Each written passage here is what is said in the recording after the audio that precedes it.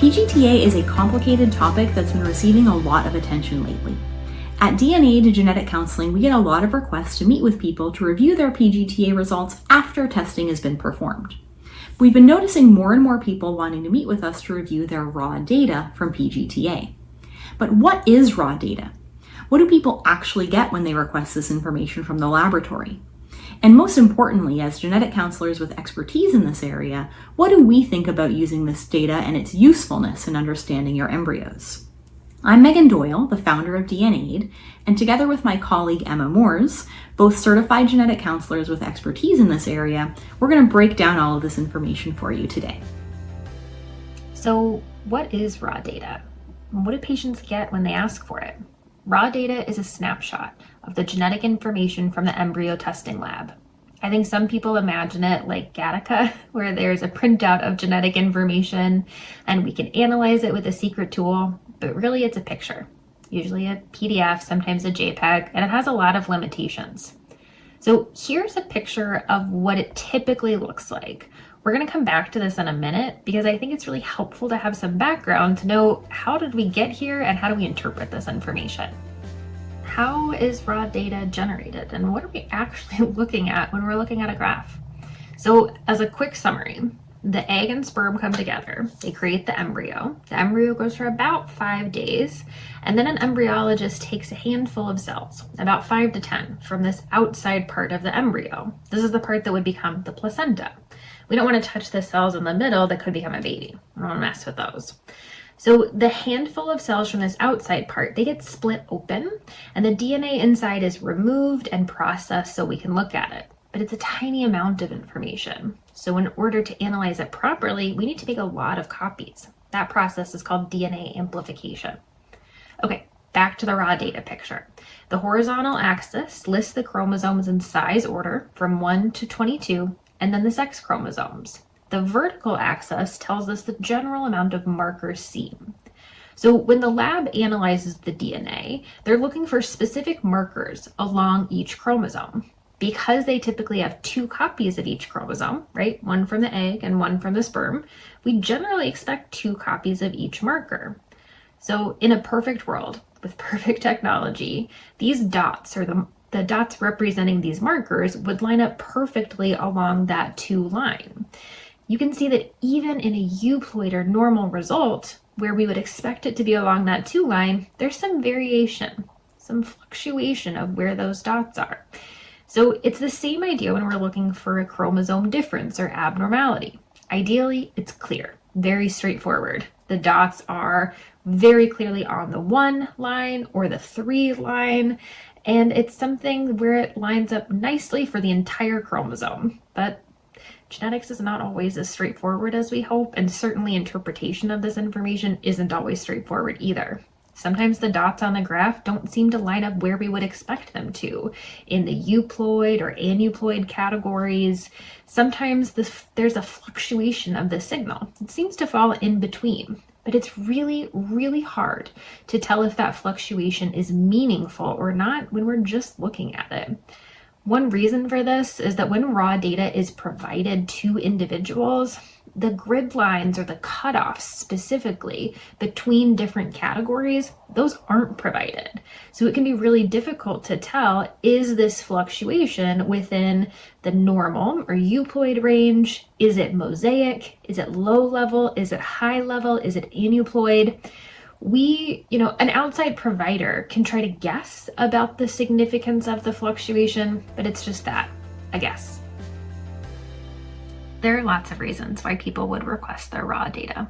One, it's their data from their embryos and they want a copy. It's totally valid. For those of us in the United States, we have an incredibly disorganized healthcare system where tracking down results and, copies of genetic testing results from years before can be really difficult and stressful. So having digital copies of your results can be really helpful. This is something I speak of from personal experience as well. Tracking down my own genetic testing results was quite an adventure. The desire to have your own genetic testing results from embryo testing may also be partially rooted in this mistrust of the medical system. There is a significant history of inequalities in access to care and quality of care. whether somebody benefits from medical research, whether they have the option to participate or not in medical research, and that's just the tip of the iceberg. There have been improvements for sure, but we make decisions not only based on our current circumstances, but also with knowledge of what's come before. So this may also be shaping part of that desire. Wondering if an embryo might be mosaic is a very common and very valid reason why people might request raw data. But the truth is that as a genetic counselor with expertise in PGT-A, I understand the nuances of the different testing laboratories and can usually determine which embryos, if any, might be hidden mosaics without even looking at the raw data. In fact, I have a checklist in my head of things that I'm looking at on a report to see whether an embryo might be a hidden mosaic. Walking you through my checklist might be a good idea for another video, but I'm going to touch on a few key points here. First, a lot of people are concerned that a laboratory might not report mosaicism at all, or that their doctor will have asked the laboratory to have masked mosaicism. Both of these can usually be things that I find in the fine print of the report. There are also concerns that mosaicism for specific chromosomes might have been masked, and the report in the fine print is usually going to say this as well. However, in all of these scenarios, if I'm uncertain, rather than looking at the raw data, I prefer to go back and ask the PGT laboratory directly. They are often very happy to share whether mosaicism is reported generally for your specific case, and will provide details on specific embryos and whether individual findings within embryos are mosaic. You might just need to know what questions to ask, and that's where the team at DNAide can help. Of course, some labs are more willing to help than others, but I would always ask the experts, in this case, the people at the testing laboratory, because they're the ones that have the actual raw data and know how to read it. Finally, people may not trust the specific cutoffs for their lab. Different labs will use different cutoffs to differentiate between euploid and aneuploid, low-level mosaic and high-level mosaic. These cutoffs are founded in the data of embryo research, the specific algorithm that is used by the lab, which is often proprietary and not available for public knowledge, and the specific technology used by the lab. Is it next generation sequencing or NGS? Is it SNP technology or some combination of the two? The labs also have tools to help understand what makes a result meaningful versus harmless noise or a technical artifact. All of this to say, these cutoffs aren't arbitrary. They're purposeful, and they're designed to help give you reliable information. Are there exceptions to this rule? Of course there are. The rule in genetics is never say never, never say always. One example is that if a lab reports high-level mosaicism as aneuploid, it may be worth a discussion about the limitations of reporting and the possible transfer outcomes. Generally, having access to raw data as a genetics provider doesn't change the risk assessment. We don't usually need it to help assess your embryos and give information that can help you learn more and make decisions that are right for you. We work with a lot of patients who are interested in transferring embryos with abnormal PGT-A results. There's no completely evidence-based way to prioritize these embryos for transfer, but we do have some research that can guide us. We'd rather rely on this research rather than looking at raw data that we don't really know how to interpret. The only thing we need is your existing PGT-A report. The truth is that not all aneuploid embryos are equal. We now know that there are subcategories, and some embryos in these subcategories have a higher chance at success compared to others. So without using your raw data, we can often help you prioritize your embryos for transfer in this way. Even if all embryos are in the same subcategory, we still have other ways that we can help. Relying on raw data can feel like we're grasping at straws, so if there is some research we can rely on to help you make your decision, either picking the embryo that has the highest chance of success, or which embryo has the least risk, we think this is a better prioritization strategy.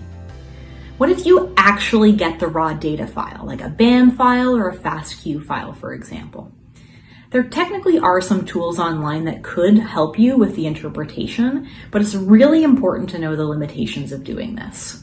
You need to know exactly how to set up the tools based on the techniques and processes that were used to generate the raw data file in the first place. If this technology is not set up perfectly, it's very possible that you could get different results compared to what the testing lab generated, not because your interpretation is more accurate, but because of errors in how the interpretation tool was set up. Even myself, as a genetic counselor with expertise in this area, I do not have the knowledge or expertise to use these tools to reinterpret raw data. So it's very important to approach this with caution because you could be getting false results when trying to reinterpret this data yourself. Emma and I hope that this helped you answer all of your questions about PGT-A raw data. There are so many valid reasons why you might want to get your raw data, but it's important that you understand its limitations when using it. We know that using an independent genetic counselor can often help you meet your goals without using PGT-A raw data at all. Do you have other questions about PGT-A raw data or embryo genetic testing? Let us know in the comments, and we'll see you next time.